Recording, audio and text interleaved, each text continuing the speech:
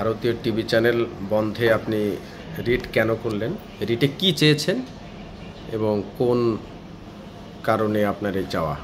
দেখুন, আমরা ইদানিং দেখছি যখন বাংলাদেশের প্রথম নাকি স্যাটেলাইট টিভি আসলো তখন কিন্তু এক নীতিমালা ছিল না। তা সরকার 2006 সালে কেবল টেলিভিশন নেটওয়ার্ক পরিচালনা আইন এটা করেছে, সেখানে 38 নম্বর আইন যেটা আর কি, তারপর বিধিমালা করেছে 2010 সালে। সেখানে 19 ধারা বলছে কি কি বিধিনিষেধ দেওয়া আছে, অর্থাৎ 13টা পয়েন্ট আছে। 13টা পয়েন্টের বাইরে গেলে এটা কিন্তু সঞ্চালক পরিচালনা করা যাবে না বাংলাদেশে। কিন্তু ইদানিং দেখা যায় আমাদের দেশে কোনো চ্যানেল অন্য দেশে চলে না, বিশেষ করে ভারতের কথা আমি বলবো আর কি, যে চ্যানেলগুলো বলতে চাইছি। আমাদের দেশে সব চ্যানেলগুলো চলে ভারতের, অথচ আমাদের কোনো একটা চ্যানেলও ভারতে দেখায় না, চলেও না। কিন্তু এটা আমাদের বৈষম্য। ইদানিং দেখা যাচ্ছে অনেক মিথ্যা সংবাদ, গুজব, তারপরে বিভিন্ন সাম্প্রদায়িক দাঙ্গা লাগে এরকম সংবাদ, মিথ্যা কথা এইগুলো বলার কারণে যারা আমাদের স্বাধীন সার্বভৌমত্ব অখণ্ডতা এগুলো বিনষ্ট হয়। এমন কিছু অনুষ্ঠান যেগুলো শিশু কিশোরদের মনের মধ্যে একটা বিরূপতি সৃষ্টি করে, আমাদের সমাজে একটা বিশৃঙ্খলা সৃষ্টি করে। যে পরকীয়া বলেন, এই ঝগড়াবাদী, এগুলো আসলে ভালো জিনিস না, এটা আমাদের জন্য ক্ষতিকারক। সেটা কিন্তু আইনে বলা আছে, 20 ধারা বলা আছে আইনের, এই যে 2006 সালের, যে জনস্বার্থে যে কোনো সময় সরকার বন্ধ করতে পারে। তবে সেখানে একটা কথা বলা আছে যে অপরপক্ষে একটু শুনতে হবে, শোনা তারপরে এটা বন্ধ করতে পারে। বিজ্ঞাপনের কথা বলছি, বিজ্ঞাপন 13 ধারা বলছে বিজ্ঞাপন প্রচার করা যাবে না, অর্থাৎ বাংলাদেশের কোনো চ্যানেলে, বিদেশি চ্যানেলে কোনো বিজ্ঞাপন প্রচার করা যাবে না, এটা আইনে বলা আছে। এটা কিন্তু ওই দিনের অর্ডার চেয়েছি, এটা বন্ধ করার জন্য।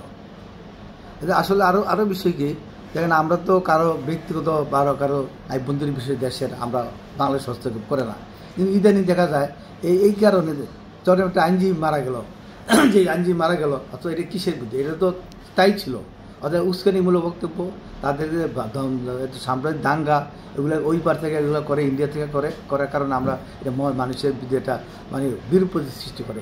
সেই জন্য আমি এটা আইনে আসছে আমাদের, যেহেতু আমাদের না, আমাদের কোনো কী বলে বেআইনি অথবা নির্দিষ্ট সম্প্রদায়ের জন্য না, এটা সকলের জন্য একই সমান, যেহেতু বাংলাদেশের নাগরিক। সেই যে আমি রিটটা করেছি এবং আমি বলছি যে এটা টিভি চ্যানেল বন্ধ, সকল টিভি চ্যানেল বন্ধ করা হোক। কারণ একটা টিভি চ্যানেল থাকলে এটার মধ্যে একটা করে এটা এগুলো একটা বক্তব্য দেয় যেগুলো আমাদের মধ্যে উৎসাহ সৃষ্টি করে, এইগুলো বন্ধ করা হোক।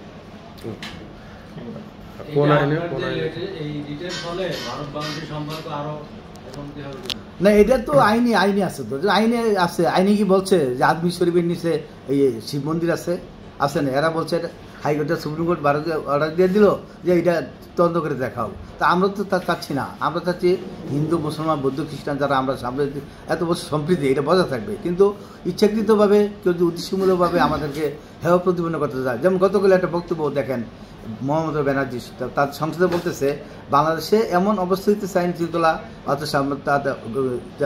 অত্যাচার, জাতিসংঘের সৈন্য বাড়াইতে হবে।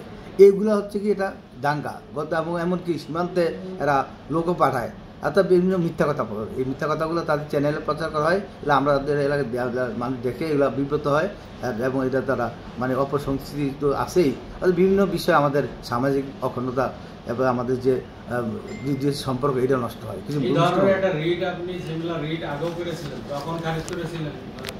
না, আমি ইতিপূর্বে 2013 সালে করেছিলাম। 17 সালে আমরা এটা যখন রোল দিয়েছিল তখন 3টা চ্যানেল বলছিলাম, স্টার জলসা, জি বাংলা, স্টার প্লাস, এটা পার্টিকুলার 3টা চ্যানেল বলছিলাম আর কি।